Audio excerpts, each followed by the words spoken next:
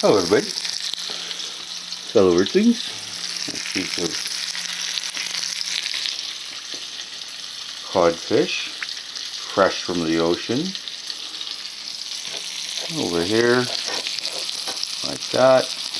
Dipped it in milk, in a little dill, and now into a little bit of corn, ground up corn flour, and black pepper, ground up black pepper, and drop it in here. See? Yep. Nice little crispy cod fillets. Here it is here. Left over from yesterday. With a nice fish. Lots of people have already had some of it.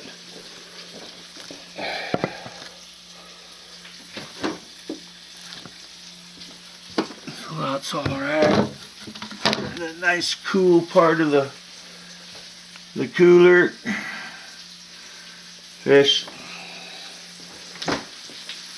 Yep, it's pretty easy. Put your piece of fish into the milk and dill, some corn flour, dill weed dried, and some ground up black pepper. The egg wash, the milk wash just gets attached. And then I put some butter in the pan, that's your preference. Much love and respect, this is delicious. I'll put a little bit of lemon juice on there when it's just coming off, and some more dill. Much love and respect.